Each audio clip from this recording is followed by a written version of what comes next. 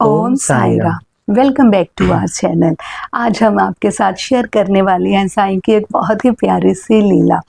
ये अभी recently last month की बात है।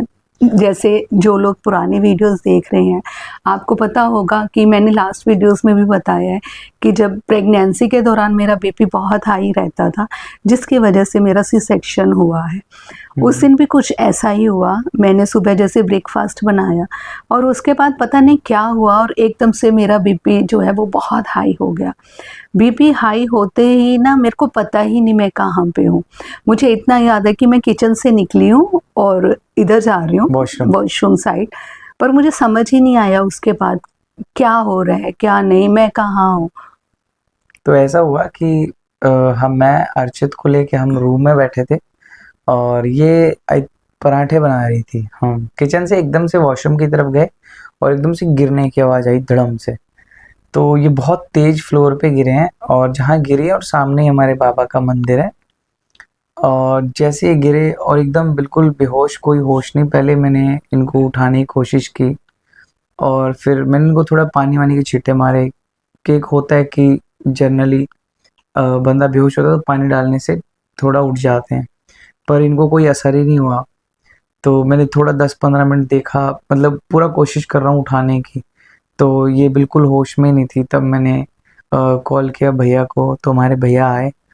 तो फिर हम इनको लेके जल्दी से हॉस्पिटल भागे और जैसे हॉस्पिटल भागे हैं तो बिल्कुल इनको कोई होश नहीं है। इनको 2-3 लोगों ने हमने उठाया और फिर गाड़ी में लेके हॉस्पिटल पहुंचे। इमरजेंसी में इनको एडमिट किया और डॉक्टर ने इनको जल्दी से देखा कि बीपी पल्सेस बहुत ज़्यादा बढ़ी हुई थी इनकी।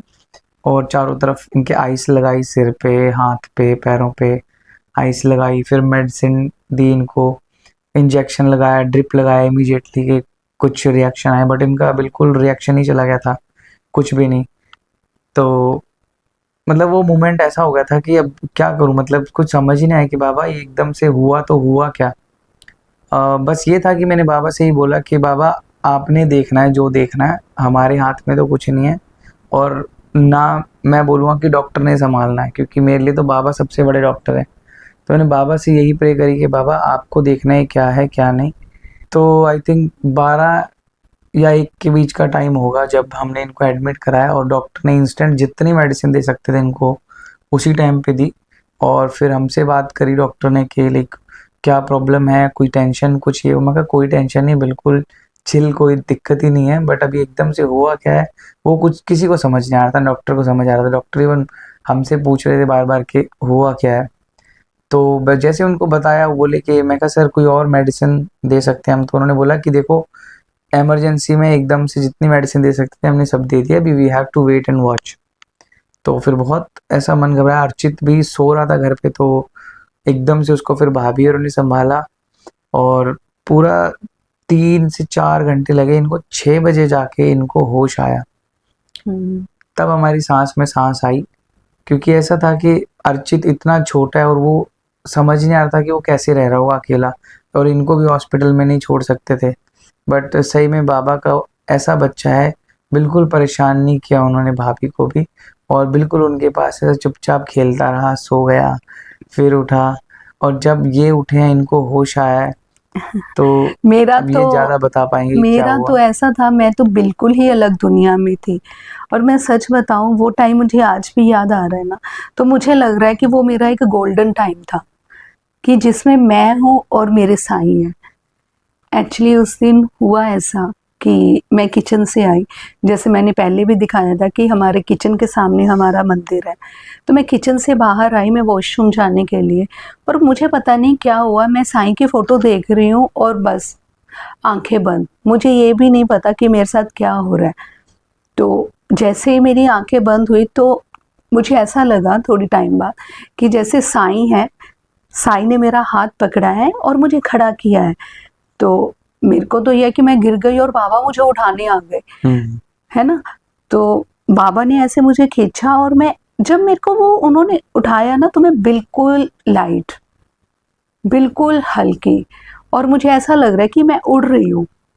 और मैं इतनी तेज़ जा रही हूँ ना उड़ के, और साईं ने मेरा हाथ पकड़ा हुआ है और हम बहुत तेज़ जा रहे हैं। तो जैसे जब आगे गए ना, तो वहाँ पे इतनी तेज़ स्लाइड थी ना, मैं आपको बताऊँ कितनी तेज़ कि आपकी आँखें नहीं खुल सकती।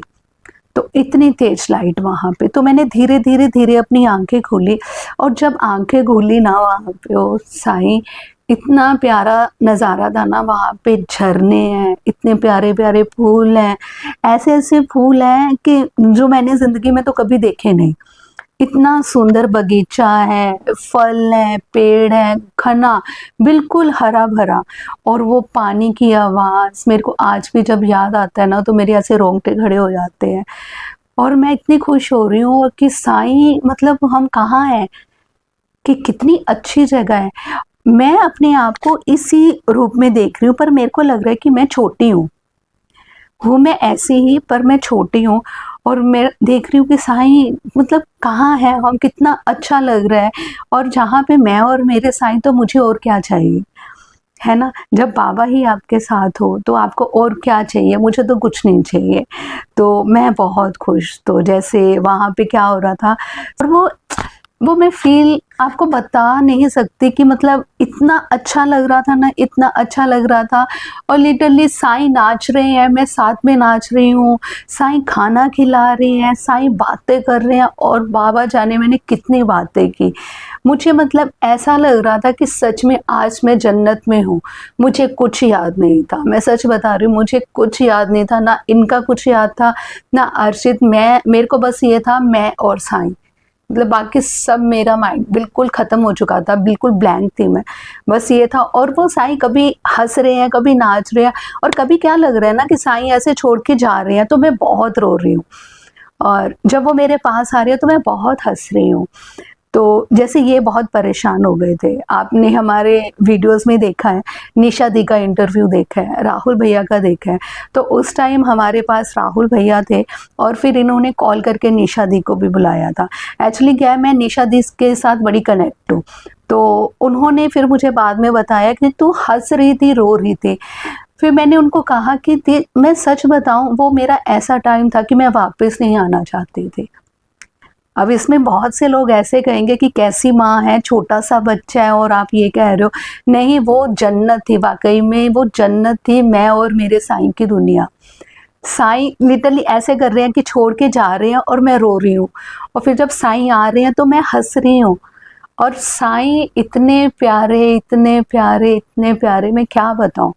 साईं कभी कुछ खिला रहे हैं और कभी नाच रहे हैं, और वो जब नाच रहे हैं ना, उनके नाच में जो था ना, एक अलग सी चीज़ थी, और उनके साथ मैं नाच रही हूँ, और मुझे नहीं पता था कि क्या चल रहा है, क्या नहीं। क्योंकि मैंने इनको भी बताया फिर, क्योंकि निशा दी ने भी मुझे कहा कि तू कभी हँस रही थी, कभी तू रो रही थी। और फिर मैंने उनको कहा कि दी, ऐसा हो रहा था मेरे साथ कि साईं कभी जा रहे थे, कभी साईं आ रहे थे। पर सच बताऊँ ना, कि जब मैं उठी एकदम, तो मैं खुश तो नहीं थी, सच बताऊँ तो। तो मेरे को थोड़ा सेटल होने में थोड़ा-सा टाइम लगा। फिर जब वही बात है, जब एक लेडी अपने बच्चे को देखती है, अपने पति को देखती है, तो आप वापस इस दुनियादारी में आ जाते हो। फिर वापस वो मेरा बच्चा या मेरे पति कितने परेशान हो रखे हैं। पर वो सीन, वो टाइम मैं आज भी नहीं भूल सकती, क्योंकि समझ सकते हो आप, जिन लोगों ने ये एक्सपीरियंस किया होगा, वो इस चीज़ से ज़रूर एग्री करेंगे कि जो मेरा और मेरे साईं का वो समय था, वो समय बिल्कुल अलग था। जैसे जब मैंने निशा दी से ये चीज़ डिस्कस की, तो उन्होंने मुझे कहा कि तूने एस्ट्रल ट्रैवल किया है, हम्म। और मैं सच बताऊँ, उसमें ऐसा लगता है कि आप उड़ रहे हो। एस्ट्रल ट्रेवल एक ऐसी चीज़ है कि हमारी बॉडी तो यहाँ रहती है, लेकिन जो हमारी सोल होती है वो हाँ। कहीं कहीं रेल्म्स में जाती है और फिर से वापस अपनी इस बॉडी में आती है।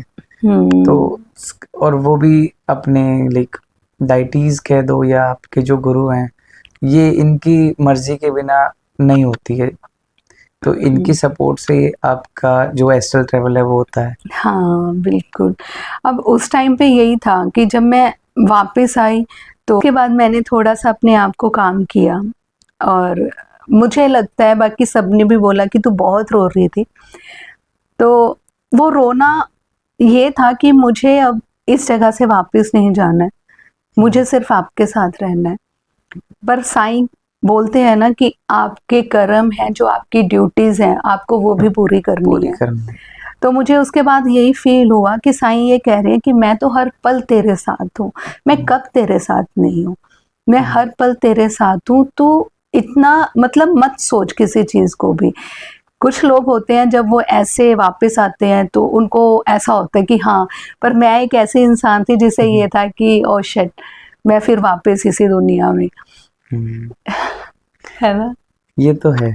ये जो चीज़ है ना, मतलब एक बार के लिए तो लगती है कि बहुत अच्छी या बहुत बुरी, वही depend on person to person. उस टाइम पे तो मुझे सच बताऊँ, मुझे ऐसा लग रहा था कि हाय पता नहीं क्या हो गया, या ठीक है। लेकिन बाद में जब इन्होंने बताया तो मैंने भी वो चीज़ पे एग्री किया कि यार सच में, मतलब तुम वाक़ई में बहुत अच्छी जगह जाके आई, लेकिन हमारा जो हाल हुआ है वो आप जानते हैं। हाँ, क्योंकि एक होता है ना छोटा बच्चा, और फिर बहुत सी चीज़ें आती है माइंड में। लेकिन वही बात है कि जब बाबा साथ होते हैं तो अ, डर की जो को होती है ना इंटेंसिटी, वो बिल्कुल ही ख़त्म हो जाती है। हुँ, और जो मेन मैं आपको एक चीज़ और बताऊँ यहाँ पे कि जब इनको इंटेंस मेडिसिन्स दी गई थी उस टाइम पे इनको एकदम से ठीक करने के लिए, तो उसका इनकी बॉडी पे रिएक्शन आया था, बहुत हाँ, गंदा। तो इनके दोनों हाथों में पूरी स्वेलिंग आ गई थी और पूरी रेडनेस हो गई थी पूरे दोनों हुँ, हाथों में। तो 2 दिन तक तो इनको ऐसा लगा कि पता नहीं हाय क्या हुआ क्या नहीं। बट तीसरे दिन आप मानोगे कि हमारे दोनों के हाथ में बाबा का टैटू है। वो पूरा रेडनेस ना, एक बार दिखाना। ये इस टैटू पे सिर्फ बाबा के पिक्चर पे पूरा रेड रेड हो गया था। हाँ, पूरा सिर्फ बाबा की जहाँ तक टैटू है ना, यहीं पे ही जो पूरे बाजू में रेडनेस थी ना, वो सिर्फ यहाँ आ गई। तो उस टाइम हमने बोला कि देखो कि बाबा ने कैसे पूरा जो तुम्हारा प्रॉब्लम है सारा इधर बाबा ने अपने ऊपर लिया है। तो मतलब बाबा किस तरह अपने बच्चों की रक्षा करते हैं, उनके कोई जवाब ही नहीं है उस चीज़ के लिए। तो मैं बोलूँगा कि हुँ, हर पल हर मुसीबत में कई बार लगता है कि हमें यार ये बहुत बड़ा होगा हमारे साथ, या ये क्यों हो गया बाबा हमारे साथ। लेकिन वही है ना कि क्या पता उस टाइम पे कुछ उससे भी ज़्यादा बड़ी चीज़ होनी हो, जिसको हुँ, बाबा ने बहुत छोटे से गैप में या छोटे से उस प्रॉब्लम को बहुत छोटा करके आपके सामने रख दिया हो। हुँ। बहुत अच्छा एक्सपीरियंस था वो मेरा, बहुत ही अच्छा। और जब एकदम से मुझे लगा कि साईं ने जो मुझे कहा कि अब टाइम खत्म, अब तुझे जाना है, तो मुझे ये हुआ कि नहीं साईं मुझे नहीं जाना। बट साईं ने ये रियलाइज़ कराया उस टाइम मुझे कि तेरी और भी ड्यूटीज़ हैं। तो मुझे फिर इन दोनों का हुँ, और एक स्ट्रॉन्ग एकदम से जैसे वाइब आई कि हाँ, अर्चित भी है, मिट्ठू भी है। तो मुझे लगा हाँ, पर साईं मुझे आप तो साईं कह रहे हैं कि मैं तो हर पल तेरे साथ हूँ ना, मैं तेरे साथ कब हुँ, नहीं हूँ?